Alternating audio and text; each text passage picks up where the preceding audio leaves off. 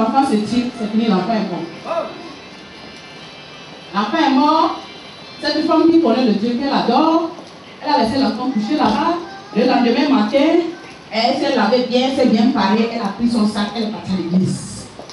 Arrivée à l'église le jour-là, quand on a commencé la louange, la femme là est devenue folle. Elle louait Dieu comme elle n'a jamais loué. Elle roulait à terre. Elle faisait toutes les gymnastiques possibles. Les gens là regardaient, les gens ne comprenaient rien. Qu'est-ce que cette femme-là a au juste? Jusqu'à ce que le culte est fini. Elle a fait tout ce qu'elle doit faire à Dieu. Elle a dit son amen. Elle a pris son sac et elle est partie à la maison. Jusqu'à ce qu'elle arrive dans le vent comme ça. Les gens ont rempli la maison. Et les gens lui ont arrêté en cours de route en disant: mais madame, qu'est-ce que tu as eu? Ça n'a pas chez toi. Comment se fait-il qu'aujourd'hui tu enfermes l'enfant dans la chambre et tu pars à l'église? Et l'enfant s'est réveillé, l'enfant commence par cogner, par pleurer, par cogner, par pleurer. Je veux que vous atteigniez un certain stade de maturité. Alléluia. Dans la prière. Alléluia. Je veux que vous soyez mûrs dans la prière. Je veux que vous soyez rodés dans la prière. Je veux que vous soyez versés dans la prière. Je veux que vous soyez trempés dans la prière. Je veux que vous soyez imbibés de la prière. Je veux que vous soyez remplis de la prière. Je veux que la prière contrôle votre âme, votre esprit, votre corps et toute votre vie. Alléluia. Alléluia. C'est cela que je veux ce matin que vous soyez.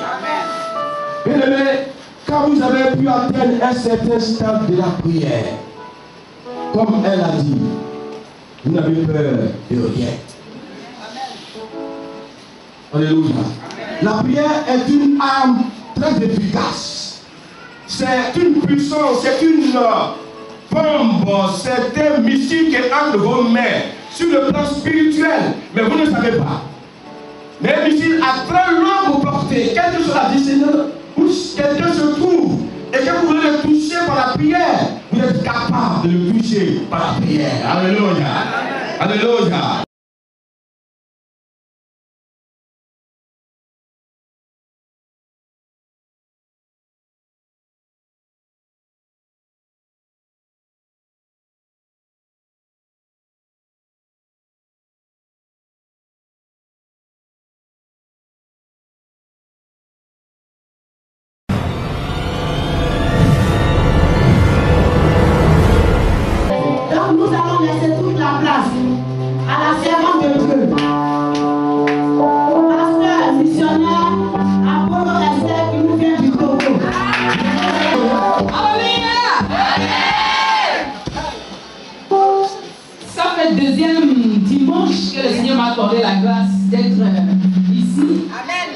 Alléluia.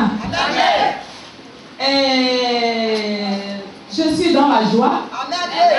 Je rends grâce à Dieu pour la vie des serviteurs de Dieu ici. Je rends grâce à Dieu pour vos vies. Alléluia. J'ai expérimenté Jésus. Alléluia. Et par sa grâce, je le connais. Je l'ai vu. Alléluia. Il m'a accordé la grâce quand j'avais encore 10, 11, 12 ans. J'étais encore au C1 ou C2, disons. Un enfant mort. Un enfant de 2 ans mort dans la nuit. Et on a amené chez le pasteur a appelé son comité. Ils ont prié. Je suis arrivé, j'ai vu la maman dehors. J'entends le bruit de la prière dans la salle. Je demande, mais qu'est-ce qui se passe? La maman ne répond pas. Elle ne sait plus là où elle est.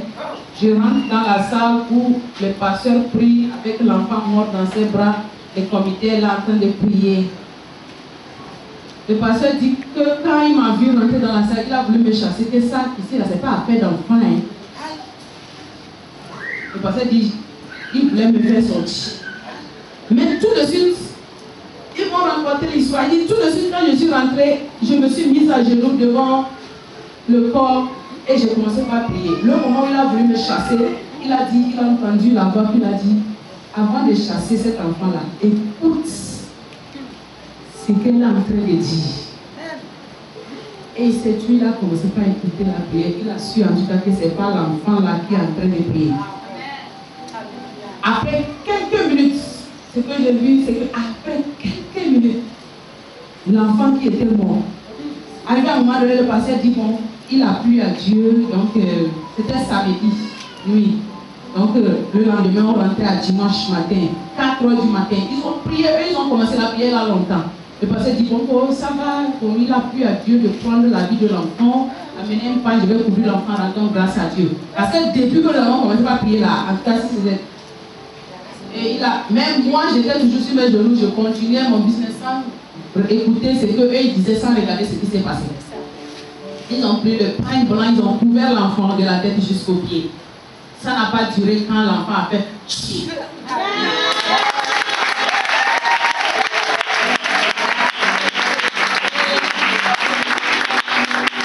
Quand l'enfant est sérieux, 1, 2, 3 fois, il a commencé par bouger dans le film.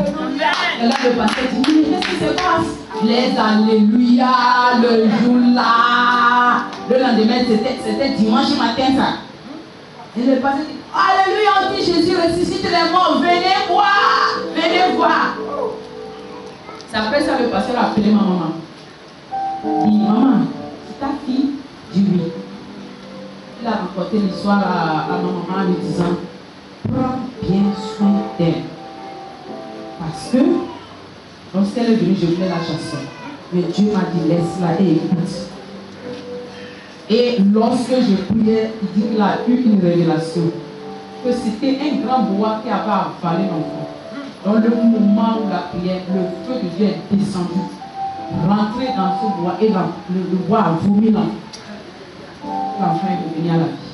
Et réellement, comme c'était un bois qu'il avait avalé, c'était un enfant qui marchait bien, 2 ans il marchait, mais quand on lui mettait sur ses pieds, il n'arrivait plus à tenir, il avait le cul comme ça. Donc il a fallu le temps pour entendre. Alléluia. Je ne peux pas finir de te raconter ce que j'ai vu Jésus faire, ce que moi-même j'ai expérimenté Jésus faire. Alléluia. C'est pour cela que je suis fière de parler de lui. C'est pourquoi je suis dans la joie de parler de lui. C'est pourquoi je n'ai plus peur de rien, je ne me laisse plus intimider par quoi que ce soit. Alléluia. C'est vrai, Alléluia. Nous rendons gloire à Dieu ce matin. Et vu le temps qui m'est imparti, je vais devoir aller droit à mon business. Alléluia.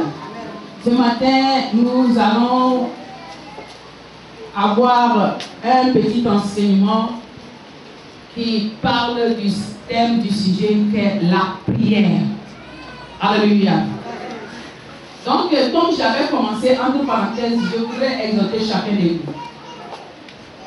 Quel qu'en soit le problème que tu as, quel qu'en soit l'état dans lequel tu te trouvais dans ta maison, s'il arrive que tu as pu te lever dimanche matin et tu t'es lavé, tu as eu la conscience que tu dois venir dans la maison de Dieu, lorsque tu arrives à la devanture, parle-toi à toi-même et enlève tout ce qu'il y avait comme souci, comme mécontentement, quoi c'est ça, dépose ça à la devanture avant de rentrer ici. Pour ne pas rentrer t'asseoir ici et faire une mine de foi, de deuil, de tristesse, ou bien des malades. Je ne sais pas. C'est un péché. C'est vrai. Je connais une femme comme ça. Un samedi nuit. Qu'est-ce qui s'est passé? Qu'est-ce qui s'est pas passé? Elle est deux seulement avec son enfant dans sa chambre. L'enfant brûle, l'enfant se tire, c'est fini, l'enfant est mort. L'enfant est mort. Cette femme qui connaît le Dieu qu'elle adore, elle a laissé l'enfant coucher là-bas. Le lendemain matin, elle s'est lavée bien, s'est bien parée, elle a pris son sac, elle est partie à l'église. Arrivée à l'église le jour là, quand on a commencé la louange là, la femme là est devenue folle. Elle louait Dieu comme elle n'a jamais loué. Elle roulait à terre. Elle faisait toutes les gymnastiques possibles. Les gens là regardaient, les gens ne comprenaient rien. Qu'est-ce que cette femme-là a au juste? Elle louait Dieu. Parce qu'elle était en train de dire un message à Dieu. Ça là, mon enfant mort, je n'accepte pas ça. Je ne reçois pas ça. Donc moi je te loue parce que je sais que c'est toi qui es au-dessus de toutes ces personnes. Pour interpréter l'attitude de la femme, c'est ça. Elle n'a rien dit à ceux qui sont avec elle dans la cour. Elle est partie à l'église, elle n'est pas courue vers le passé pour commencer à pleurer, passer. Elle sait que la solution n'est pas dans les mains de passer. C'est Jésus. Et elle a sa foi, elle a dit qu'elle doit le louer plutôt. Parce que la Bible dit rendez grâce à Dieu en chose. Elle a prié cette fois. Elle a loué Dieu plus que jamais. Jusqu'à ce que le culte est fini. Elle a fait tout ce qu'elle doit faire à Dieu. Elle a dit son amen. Elle a pris son sac et elle est partie à la maison. Jusqu'à ce qu'elle arrive dans le vent comme ça. Les gens ont rempli la maison. Et les gens lui ont arrêté en cours de route en disant mais madame, qu'est-ce que tu as eu? Ça n'a pas chez toi. Comment se fait-il qu'aujourd'hui tu enfermes l'enfant dans la chambre et tu pars à l'église? Et l'enfant s'est réveillé, l'enfant commence par cogner, par pleurer, par cogner, par pleurer.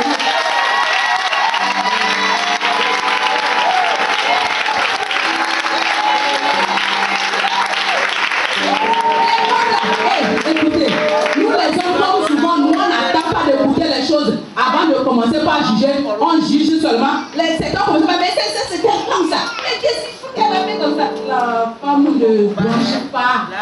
Elle va tranquillement, elle prend la clé, elle ouvre la porte, elle prend son enfant vivant et elle prend la course vers le pasteur. Homme de Dieu. Voilà ce que Jésus a fait pour nous. C'est après que les gens ont appris que, au fait, elle n'a pas enfermé l'enfant. Quand l'enfant était mort. Et c'est un miracle qui s'est passé pendant qu'elle louait Dieu. Elle disait à Dieu, je sais qui tu es. Ça là, ça ne peut pas m'empêcher de te louer. Ça là, ça ne peut pas m'empêcher de t'adorer, de te servir, Dieu. Je sais qui tu es, je sais qui tu es, je sais qui tu es, je sais ce que tu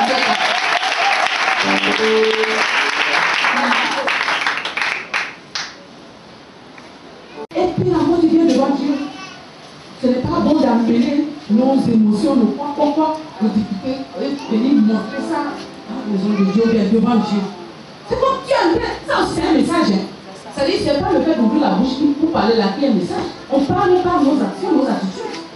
Ou bien, même l'attitude même communique plus que ce qu'on dit en mots. Ce qu'on dit en mots, ça ne communique que en 7%. Le reste là, c'est pas les faits, les gestes. Donc quand tu viens devant Dieu en faisant ces choses comme ça, tu parles.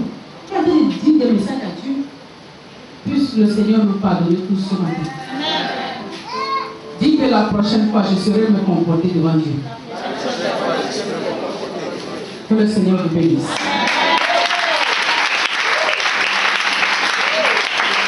La prière.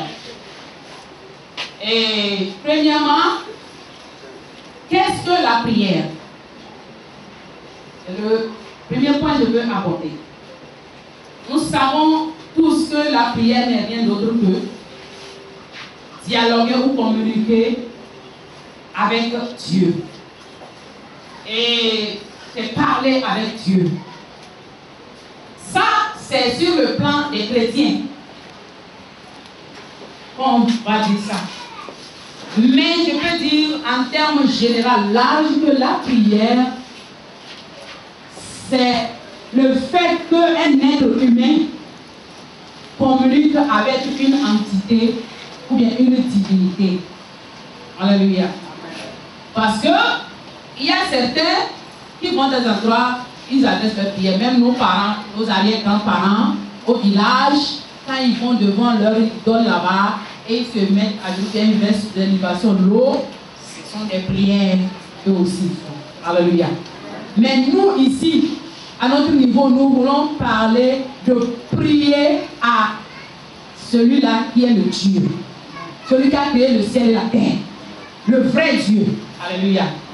Donc la prière dans le christianisme, c'est le fait de parler à Dieu, de communiquer avec Dieu. Alléluia. Et pourquoi est-ce que le fait, ce dialogue avec Dieu Dieu, bien cette communication avec Dieu, on appelle ça prière. On appelle ça prière parce que il s'agit d'un dialogue ou bien d'une communication qui n'est pas faite comme d'égal à égal. C'est-à-dire comme ma soeur et moi, bon, je suis un être humain comme elle, bon, les mêmes choses. Donc si je veux, elle et moi, on va communiquer comme des amis. Il n'y a pas de problème. Mais ici, il s'agit de quelqu'un, d'un être qui est suprême. Donc quand nous allons lui parler, nous n'allons pas lui parler comme ça nous chante. Mais nous lui parlons avec un certain respect, une révérence. Nous ne lui donnons pas des ordres. Alléluia. Donc c'est pourquoi nous le mot prière. C'est comme je veux parler à quelqu'un, ou bien par exemple si je vais devant le président de la République aujourd'hui et je vais demander quelque chose, je vais parler avec lui, mais est-ce que je vais parler comme je parlerai à n'importe qui? Non.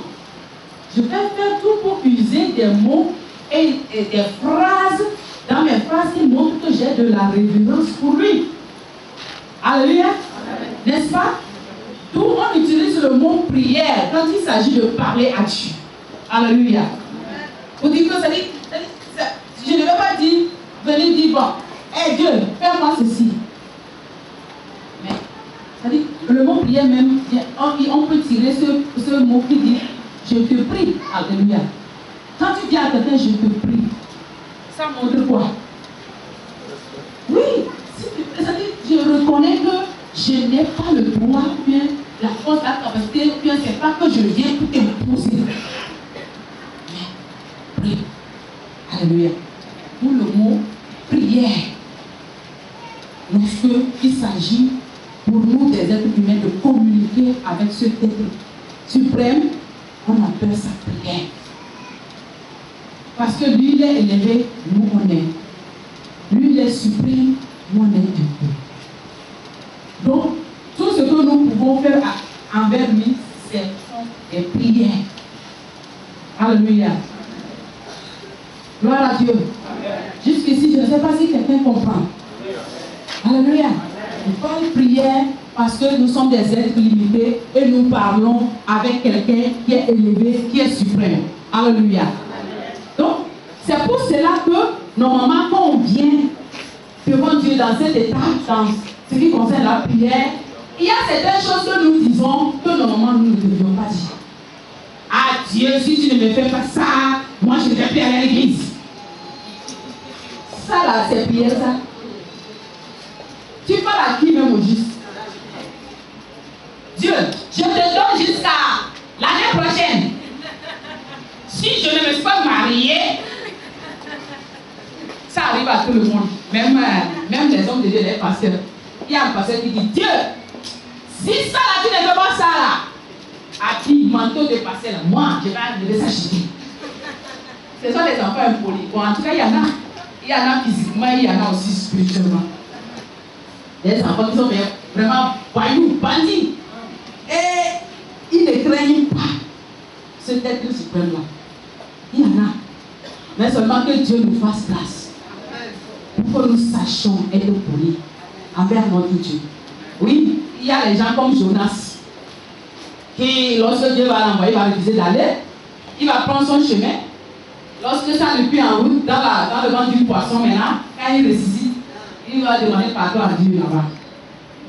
On le jette de l'autre côté, il s'en va, il se met sous, Dieu même fait pousser un petit arbuste qu'on appelle le ricin, il se met sous son ombre. Dieu amène un ver qui va tuer ça, il se fâche. Et pour s'adresser à Dieu, c'est quand je lis le livre, je regarde, mais je dis Dieu là vraiment, c'est quelqu'un, il est beau quoi, il a vraiment un cœur. Si tu vois comment Jonas va parler à Dieu, il prophétise, les gens venus, ils se répandent, ils disent voilà toi Dieu là même. C'est pourquoi je disais que je ne vais pas aller. Hein? Tu as dit tu vas les détruire, voilà maintenant, tu les as épargnés. Mais la prophétie que j'ai faite là, ça sert à quoi? Il arrive, mais nous ne devons pas être des gens comme ça. Alléluia. Donc la prière, c'est ça.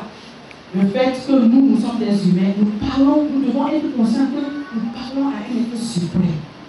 Et lorsque nous allons le parler, nous devons le parler avec révérence, avec respect. Et il peut arriver que nous le parlons dans un cadre amical, dans un cadre d'amour. Alléluia. Quand quelqu'un m'aime, il me prend comme un membre de la famille, il peut me voir et m'appeler Esther. Quand il m'appelle Esther pour me parler, ça ne va pas me blesser parce que je sais que la manière dont il m'a appelé, ce n'est pas dans une manière d'embêtement. Mais c'est parce qu'il se sent proche de moi. Il me prend comme son proche sœur. C'est pour se sentir encore plus proche.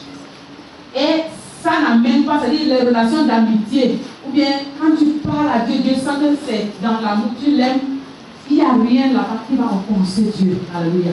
Et quand on parle et que ça vient de l'amour, ça dit non, il n'y a rien de offensant, de blessant.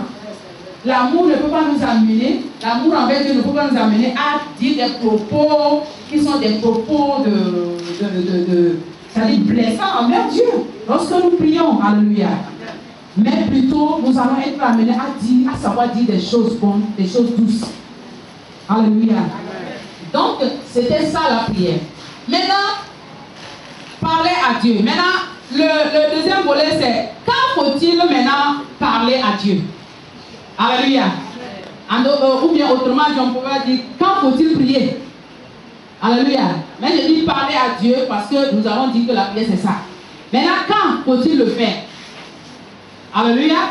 À la réponse, quand moi je dis à tout moment, en tout temps. Alléluia. Pourquoi je dis à tout moment, en tout temps? Parce que j'ai mis ça dans la Bible, dans 1 Thessaloniciens chapitre 5, verset 17, s'il vous plaît. Priez sans cesse. Alléluia. Ça veut dire prier sans mettre limite. Ou bien. Maintenant, si on dit, maintenant, ça veut dire que parler avec Dieu sans cesse. Donc si on te dit parler sans cesse, est-ce que ça veut dire qu'on donne une limitation? Ou bien un temps? Quand tu peux prier en tout moment, comme tu peux. Dieu n'est jamais fatigué, Dieu n'est jamais lassé de t'entendre bien te parler, le fait que tu parles à lui. Alléluia. Donc si tu te mets ça dans l'idée, moi-même, en tout cas moi il m'arrive, pendant les nuits, lorsque je dors, je peux arriver à un moment donné, quand je me réveille comme ça, et le sommeil a quitté mes yeux, la première des choses sur lesquelles mes idées vont, c'est Dieu. Je peux commencer par parler, à dire, ça va, ce qui me vient en tête. Alléluia. Donc, c'est clair maintenant que nous pouvons prier milieu 24 heures sur 24. Alléluia. Il n'y a pas de restriction. Avant que, peut-être si on veut aller encore en plus profond détail, peut-être lorsque nous avons des situations, des problèmes, normalement ce n'est pas seulement en ces moments-là nous devons prier. Vu ce que la prière est, ce n'est pas quand nous avons des situations, ce n'est pas quand nous sentons un besoin. Alléluia. Parce que Dieu nous a créés, il nous aime, il veut proche de nous. C'est pourquoi quand tu vas retourner à la Genèse, lorsque Adam et Ève étaient encore dans le jardin d'Éden, Dieu va venir chaque soir pour causer avec eux. Alléluia. Donc de la même manière, Dieu désire notre intimité. Dieu désire, ça dit que nous bavardons avec lui aussi quoi. Il nous a créé à notre image, non? Ça veut que des fois, ce que nous sentons, ce que nous aimons, ce qui nous plaît, ça lui plaît lui aussi. La manière dont, si tu es marié, surtout c'est nous les femmes qui sentons ça. Quand monsieur n'a pas le temps pour causer, pour t'asseoir avec toi là, tu n'es pas content. Alléluia. Donc Dieu aussi veut ça. Ce n'est pas lorsque tu es en difficulté, quoi. Il veut qu'au moins, que tu te réveilles, même si tu n'as rien, il t'a accordé la grâce, tu as une bonne santé, il t'a béni, tu as tout, tu ne sens aucun besoin, il n'y a aucun problème. Ça ne veut pas dire que donc tu ne dois plus parler avec Dieu. Il aurait aimé que tu viennes seulement pour lui dire, ah vraiment, mon papa, qui est bon, et puis, bon, même s'il n'y a rien, ça arrive. Souvent, ma petite fille aime faire ça à son papa. Quand son papa arrive, viens, monte sur lui. Et dit, oh, daddy, je vais te peigner un peu les cheveux. Tu veux que je te fasse? Et comme elle touche son papa, le papa est content, il la laisse. Et il y a des fois où peut-être elle sent un besoin. Quand elle vient, daddy, quand son papa répond, c'est que, ah, donne-moi 25, je vais aller acheter bonbons. Il y a fait cas. Mais toutefois, elle parle, communique avec son Père. Alléluia. C'est pour cela qu'il n'y a pas de moment où Dieu va dire que non, à ce temps-là, il ne faut pas me parler. Tout le temps.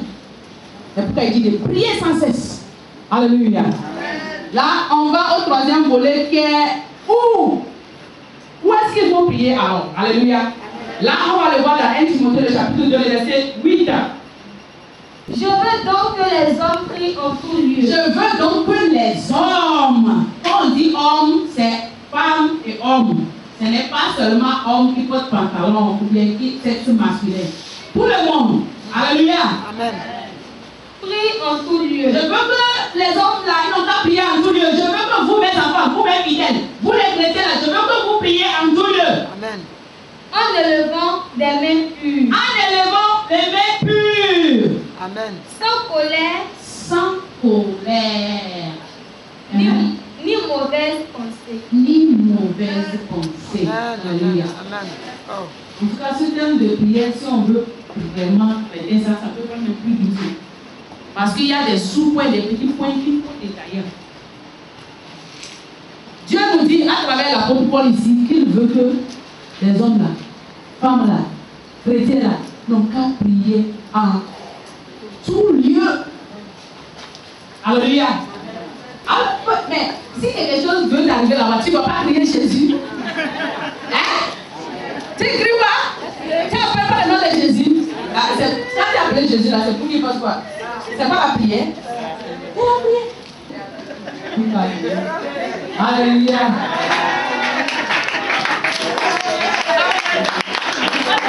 Oh non, c'est la vérité. Parce que moi, j'ai pris dans les toilettes. Et il arrive des fois, quand je suis en train de fouiller, de chercher quelque chose dans la Bible, je lis quelque chose, mais ça aussi, ça me prend. Je cours avec la Bible là-bas et je m'assieds. Ou bien même là-bas, même dans la douche, ou bien dans le toilette, tu peux m'entendre Rabo Shakatabo Rababa, Rabo Chandere Shakatababa, Rebo Chandere Shakatababa, Rebo Chandere. Tu peux arriver quand il est là-bas, ou soit au lieu de Rabba Shabbat, tu vas comme. Je vais me souhaiter quelque chose et puis je vais commencer par chanter. Et je laisse l'eau d'abord, et j'acclame, je chante, je bouge, je danse, je danse. Alléluia. Ça fait que des fois dans la maison, quand je fais les choses comme les sont là, même les jeunes garçons disent maman. Je dis, il y a quoi? Il y a une chanson chez nous, on veut qu'on chante. Yesu yeme ho menya daba mejo. Yesu yeme ho menya daba mejo. C'est comme lui, il était dépassé, il faisait des choses, les gens croyaient qu'il est fou, bien il est folle. Elle chante en disant que c'est Jésus, j'ai reçu, c'est pas la folie. Amen. Oui, c'est ce que ça veut dire. Ça veut dire que c'est Jésus que j'ai reçu. C'est Jésus qui est entré dans ma vie, c'est pas la folie. Donc je ne suis pas folle. Il nous arrive de chanter cette chanson-là dans nos écrits. Quand on dit Yesu tu vas voir les gens commencer par transporter les chaînes. Alléluia. Pour ceux qui pensent que je suis fou, je suis folle là. C'est Jésus, j'ai reçu, c'est pas la folie. Alléluia. Priez partout. Et les conditions dans lesquelles il faut prier, ça c'est accompagné là-bas. Levez les mains pures, sans colère dans le cœur, sans contrainte, c'est-à-dire sans mauvaise pensée, pour que réellement ta prière soit exaucée. Bon, ce n'est pas dans ce domaine on parle. Alléluia. Donc, je vous ai donné quelques points concernant la prière. Alléluia. Et Dieu merci. Et je crois que tu as compris quelque chose. Longtemps, tu m'aimes pas. Donc je vais arrêter ici. Que le Seigneur vous bénisse.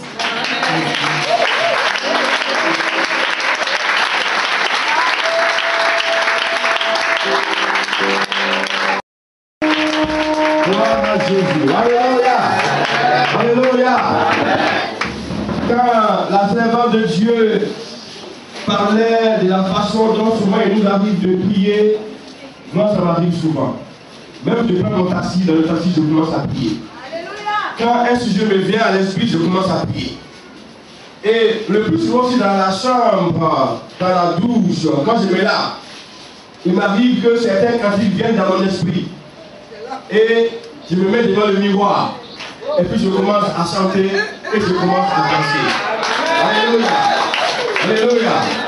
Alléluia. Voilà, ça m'arrive très souvent de le faire. Hein, ça m'arrive très souvent de le faire. Et quand cela vient à moi, je le fais. Par exemple, je suis là dans la chambre de mes lames et puis le son vient. Que la nuit se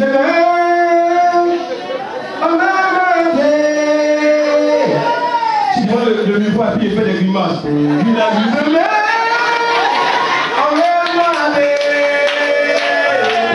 que la nuit se et quand j'arrive là, je fais comme ça. Et puis je me regarde. Que la nuit se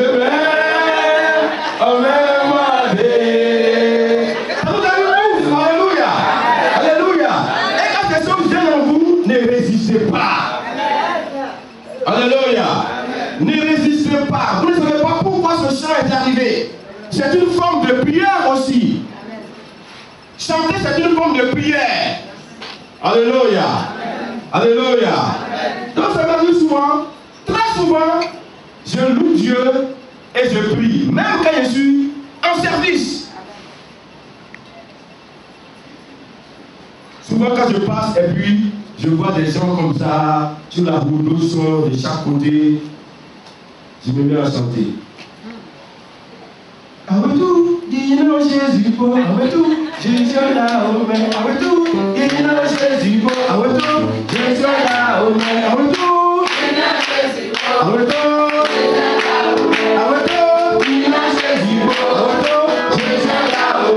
Alléluia. Alléluia. Bien-aimé, la prière c'est bon, la louange c'est bon. Alléluia. Mais ce matin, j'avais préparé, comment on appelle ça, une série de points que j'avais voulu vous annoncer, mais pendant que j'étais assis ici, quelque chose m'est venu à l'esprit. C'est ce que je vais vous donner maintenant. Je veux que vous atteigniez un certain stade de maturité. Alléluia. Dans la prière. Alléluia. Je veux que vous soyez mûrs dans la prière. Je veux que vous soyez rodés dans la prière. Je veux que vous soyez versés dans la prière. Je veux que vous soyez trempés dans la prière. Je veux que vous soyez imbibés de la prière. Je veux que vous soyez remplis de la prière. Je veux que la prière contrôle votre âme, votre esprit, votre corps et toute votre vie. Alléluia. Alléluia. C'est cela que je veux ce matin que vous soyez. Bien-aimés, quand vous avez pu atteindre un certain stade de la prière, comme elle a dit, vous n'avez peur de rien. Alléluia. La prière est une arme très efficace. C'est une puissance, c'est une bombe, c'est un missile qui est entre vos mains sur le plan spirituel. Mais vous ne savez pas. Mais un missile à très longue portée, quelle que soit la distance où quelqu'un se trouve et que vous voulez le toucher par la prière, vous êtes capable de le toucher par la prière. Alléluia. Alléluia. Je me souviens un jour, mon téléphone sonne et c'est une femme depuis l'Italie qui m'appelle. Elle dit, pasteur, j'ai encore un grand sujet ici. J'ai entendu parler de toi, je t'ai vu sur les réseaux, mais j'ai un problème et je voulais que tu résolves ça. Elle dit, je sais que tu travailles depuis longtemps que je n'arrive pas à voir. Il dit, mais je suis en Côte d'Ivoire. Elle dit, oui, tu es en Côte d'Ivoire, mais je sais que tes prières peuvent me toucher ici en Italie. Alléluia. Alléluia. Alléluia. Et j'ai prié pour cette femme-là, depuis la Côte d'Ivoire jusqu'en Italie. Je ne sais pas quelle est la distance que la prière peut parcourir, mais la prière ne se laisse pas freiner par la distance. La prière, elle surmonte, elle avale toutes les distances. J'ai tapé la prière. Et cette femme a eu du travail. Elle m'a appelé, elle me dit, ma situation a été débloquée et je fais du travail. Alléluia. C'est une âme à longue portée. À Après, elle m'appelle, me dit, mais pasteur, c'est vrai, j'ai eu du travail, mais je me suis rappelé, si Dieu a écouté tes prières qui m'a ouvert la porte, pourquoi est-ce que tu ne pourrais pas prier pour que Dieu me donne un enfant? Je lui ai dit, mais si je prie pour toi que tu te donnes un enfant, ça pourra entacher ton travail. Tu viens de commencer. Elle dit, peu importe, pasteur, je veux un enfant. J'ai tapé encore la prière qui était obligée de reparcourir cette distance pour aller la toucher. Et cette femme a fini par tomber enceinte. Alléluia. Alléluia. Mais il paraît que c'est les blancs, quand vous êtes enceinte, vous avez des gens de problèmes et tout ça, de grossesse, et ils veulent le rendement. Notre Dieu dit, madame, c'est bon, quand tout ira chez vous, vous reviendrez. Et quand il a dit, je préfère plus être enceinte, enfantée, que de travailler. Alléluia. C'était son choix et je respecte son choix. Alléluia. Alléluia. La prière, c'est une arme véritable qui fait de grandes choses dans notre vie. Mais le stade que je voulais que ce matin, vous puissiez atteindre, c'est que vous soyez des chrétiens réactifs. Quand vous êtes attaqués, quand vous êtes persécutés, quand des gens vous humilient, des gens se moquent de vous, des gens vous font du mal chaque jour, et que vous leur pardonnez et qu'ils continuent, à un moment donné, il faut leur montrer que vous possédez un pouvoir, vous possédez une puissance. Alléluia. Et il faut la laisser exploser. Nous avons dit ce matin une prière qui va vous choquer. Quelqu'un qui avait des ennemis qui l'assaillaient, qui le fatiguaient, qui le perturbaient, qui le persécutaient. Mais à un moment donné, il s'est replié sur lui-même et il a commencé à faire une forme de prière qu'on appelle la prière imprécatoire. Dis la prière imprécatoire. La prière imprécatoire. Alléluia. Cette prière se trouve dans le livre des psaumes au 109. Nous allons passer à partir du verset 2. C'est tout ce que j'avais à vous donner. Nous allons parcourir ces prières. Vous allez voir les formes de prière. Vraiment, il était fâché. Vraiment, il en avait marre. Il dit, il parle de ses ennemis, car ils ouvrent contre moi une bouche méchante et trompeuse. Ils me parlent avec une langue mensongère. Ils m'environnent de discours haineux. Et ils me font la guerre sans cesse. Tandis que moi, je les aime. Ils sont mes adversaires. Mais moi, je recours à la prière. Alléluia.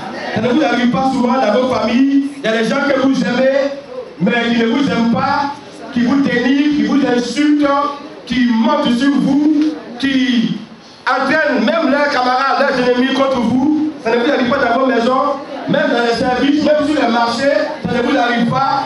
Et c'est cela qui arrivait aussi à cet homme. Donc, il fait ce type de prière. Il dit que lui, il recourt à la prière. Verset 5. Il me rend le mal par le bien. Et de la haine par mon amour. C'est-à-dire que pendant que moi, je leur fais du bien, et ils continuent de me faire du mal. Vous avez vu cette situation? Pendant que vous voulez donner votre amour, vous les aimez et ils vous haïssent. Et c'est ce qu'il dit ici. Et nous continuons le verset 6. Place-le sous l'autorité d'un méchant et que l'accusateur se tienne à droite. Ça, c'est leur complot. Quand on le jugera, qu'il soit déclaré coupable et que sa prière passe pour un péché. Le verset 8, voilà ce qu'il dit. Que ces jours soient peu nombreux. Ah! C'est une prière contre ses ennemis, hein? N'est-ce pas, Madame Tapé? Il dit que ces jours soient comment? Peu nombreux. Soient peu nombreux. Ça veut dire quoi? Autrement, comment on peut formuler ça? Qu'il meure vite. Alléluia. Voilà ce qu'il dit encore. Quand notre bien le verset 9. Que ses enfants deviennent orphelins. Et sa femme peut. Non seulement Dieu frappe-le, qu'il meurt vite, ses enfants resteront orphelins et sa femme restera veuve. Que ses enfants, le verset 10, que ses enfants soient vagabonds et qu'ils mendient, qu'ils cherchent du pain loin de leur maison, mais de leur maison à ruine. Il est vraiment fâché. Il est vraiment. Et souvent, quand c'est comme ça, il n'attrape pas. Il se continue la prière. Il a parfaitement, à des moments donnés, il y a des gens qui méritent ça. Alléluia. Alléluia. Il dit au verset 11 que le créancier s'empare de tout ce qui est à lui. C'est-à-dire, il doit. Donc on attrape tous ses biens. Et que les étrangers pillent le fruit de son travail. Que nul ne conserve pour lui de l'affection. Partout où il passe, on a qu'à le haïr. Pourquoi on va l'aimer? C'est un mauvais titre, c'est une mauvaise femme. Alléluia. Alléluia. Et que personne n'ait pitié de ses orphelins. Ah, il a mis le paquet, hein? Il n'a même pas laissé un petit truc même où la famille va profiter un peu. Que, le verset 13, que ses descendants soient exterminés et que leur nom se teigne dans la génération suivante. Ça veut dire quoi? On a quand même les oublier complètement. Alléluia. Alléluia. Le verset 14. Que l'iniquité de ses pères reste en souvenir devant l'Éternel. C'est-à-dire que ses parents ont péché. Il ne faut jamais que Dieu oublie ça.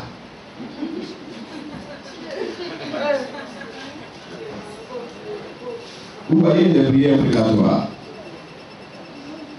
Ça va? D'accord. Donc, nous sommes à quel verset? Le verset 14. Et il dit, et que le péché de sa mère ne soit point effacé. Qu'il soit toujours présent devant l'Éternel. Et qu'il retranche de la terre leur mémoire. Parce qu'il ne s'est pas souvenu d'exercer la miséricorde. Parce qu'il a persécuté le malheureux et l'indigent, jusqu'à faire mourir l'homme au cœur brisé. Quand je pense un peu aux sorciers, combien de personnes n'ont-ils pas tué? Des jeunes gens qui étaient sur le point de réussir. D'autres même, leur affectation est sortie. Ils ont fini de soutenir. Ils ont eu des diplômes, ils doivent travailler. Ils n'ont pas pu manger leur premier salaire. Des gens comme ça, c'est des prières comme ça qu'il leur faut. Vous arrivez dans les villages d'aujourd'hui, tous ceux qui doivent construire le village, les cadres du pays, ils les ont tous mangés dans une grosse marmite. Ils ont tous exterminés. Et le matin, c'est eux qui prennent la canne. Quand ils trouvent un petit qui passe là, mon petit, je vais 50 francs seulement. Je vais acheter vos flottos. C'est un conteneur que tu vas avoir. Si tu avais voulu ça, vous ne pas manger Paul. Vous ne pas tuer Chantal. Il nous arrive souvent de faire ce type de prière quand on en a marre. Parce que les prières fréquentatoires, en fait, c'est ça. Quand tu en as marre, vous arrivez aujourd'hui dans notre village, ça fait pitié. Quand même qui vous parle, vous arrivez chez moi, ça fait pitié. Il n'y a plus quelqu'un. Dans la grande famille, il y a plusieurs maisons. Dans ces plusieurs maisons-là, je suis aujourd'hui le plus grand. Ah oui. Et tous, ils se sont mangés entre eux-mêmes. Ils ont mangé les grands de la famille. J'étais le seul qui restait. Ils ont vu que ma chair était amère. Ils n'ont pas pu la manger. Parce que le Saint-Esprit est dedans et le Saint-Esprit est amer. Je suis parti. J'étais le rescapé à cause du sang de Jésus-Christ. Nous avons souvent de faire cette vie de prière. Les hommes nuisibles dans les familles. Ceux qui appauvrissent les familles. Seigneur, il faut leur rendre cela. Alléluia. Alléluia. Si vous n'êtes pas mis pour faire ce genre de prière, parce que vous trouvez même que souvent, on ne doit pas faire ça. Vous trouvez que souvent, ce n'est pas faisable. Mais souvent, ça nous arrive. Un jour, j'ai été insulté. J'ai été insulté par un monsieur dont la femme venait à l'église. Et nous rendons visite chaque jour. Mais le monsieur ne peut pas donner sa vie à Jésus. Et puis, il a comploté, il a convoqué des vieilles personnes et il m'a convoqué à la réunion. Et c'est très urgent, c'est très important. Ils sont dans la réunion. Et quand ils sont dans la réunion, d'après les jeunes gens, c'est un piège qui s'est tombé là. Ils vont commencer à m'insulter. Ils vont commencer à m'insulter à cause de l'œuvre que je faisais dans la vie. Ils me disent, nous ne voulons plus voir porter ici, ne plus voir ses enfants à l'église, ne plus voir sa femme à l'église. Et en plus, ils m'insultent. Avec les jeunes élèves que j'avais aussi à l'église. Il ne veut pas aussi les voir à l'église. Et puis il a commencé à m'insulter, je lui ai dit, vous pouvez refuser que vos femmes viennent à l'église, que vos enfants viennent à l'église, que même les élèves qui sont vos protégés viennent à l'église. Vous n'avez pas le droit de m'insulter. Il dit, mais j'ai le droit d'être insulté. Il dit, je suis un serviteur de Dieu. Quand j'ai dit, je suis un serviteur de Dieu, et tout s'est éclaté de lui. Et le vieux qui a monté debout, il a dit, serviteur de mon cul, oui. Et tout le monde encore a recommencé à rire. Mais cette fois-ci, ça m'a choqué. Je ne pouvais pas admettre ça. Je suis allé à la maison. J'ai commencé à pleurer devant Dieu. Je lui ai dit, Seigneur, ne laissera pas impuni ces injures. Il l'a fait. Les gens ont vu en public. Il voulait que le Seigneur lui rende ça aussi. Et que ce qu'il aura, ça soit aussi sur les autres. J'ai prié, j'ai prié, j'ai prié. Quelquefois, il y a des prières qui ne tardent pas. Ou dans lesquelles Dieu ne tarde pas à intervenir. Souvent, quand on fait quelque chose contre un serviteur de Dieu, et que lui, il demande la sanction, Dieu l'accomplit très rapidement. Il ne tarde pas. Alléluia. Alléluia. On appelle ça le péché contre l'autorité de Dieu. Et dans la semaine, je me suis rendu en vie. Et pendant que je partais en vie dans la semaine, j'ai rencontré le monsieur sur la route. Il était très malade. Et quand je l'ai rencontré, voilà comment il marchait. Et quand je l'ai vu, j'ai été ému de compassion. J'ai eu pitié. Je voulais prier pour lui, une voix donnée pour dire, garde à toi, si tu pries pour lui. Il t'avait dit qu'il était serviteur de son fils. Je vais lui montrer les culs là. Si mon serviteur va y résider, voilà comment va être sa position. Tu ne le toucheras pas. Donc elle va parler, je l'ai laissé. Alléluia. Mais ce homme a payé ça. il a payé ça. Durant tout le temps qu'on a passé, il était régulièrement, à des moments donnés, il marche correctement, mais à des moments donnés, il marche comme ça. Les prières imprécatoires, c'est des prières que vous pouvez faire. C'est des prières que vous pouvez faire. Pour des gens qui vous maltraitent, pour des gens qui veulent vous nuire, pour des gens qui veulent vous détruire, ou même qui tentent de vous détruire, qui ne réussissent jamais. Vous pouvez taper ces types de prières. Elles auront absolument leur portée. Alléluia. Alléluia. Est-ce que vous êtes capable de faire des prières imprécatoires? Est-ce que ce matin vous voulez qu'on fasse quelques prières imprécatoires? Mais si vous les faites, ne pleurez pas après. Ne pleurez pas après. Parce que même si c'est votre mère, Dieu frappera. Si c'est votre père, Dieu frappera. Si c'est un parent de la famille, Dieu frappera. Parce que c'est ça. Souvent on demande des choses et puis après on a mal. Est-ce que vous voulez qu'on fasse des prières obligatoires ce matin? J'ai un ami, un jour, fait du bien à son grand frère. Et son grand frère lui dit, peux te marier maintenant, je te libère. Ah oui, c'est pour dire, c'est de la qualité. Son grand frère lui dit, tu peux te marier maintenant, je te libère. Mais comment c'est méchant?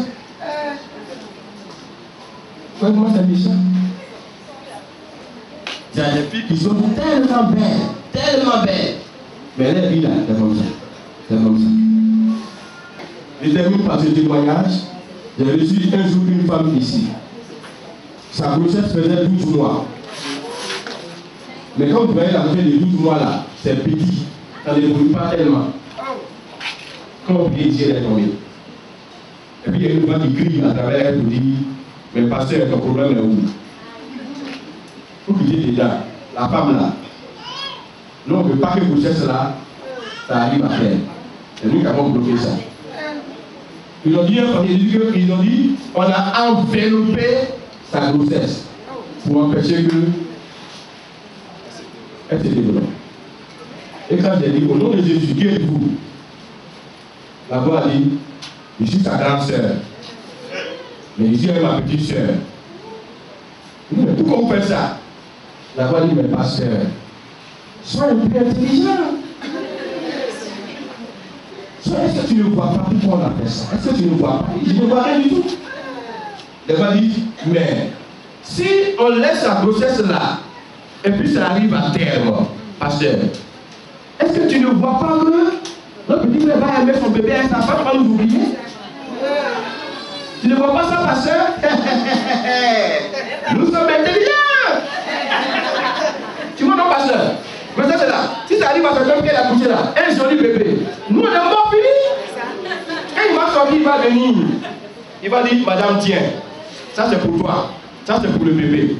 Or, actuellement, c'est ce qu'il fait pour nous. Tu vois, non? Il y a beaucoup de choses. Donc, souvent, ne vous amusez pas avec ça. Moi, tu ne veux pas que ma vie progresse dans cet état-là, mais je veux te frapper avec la prière.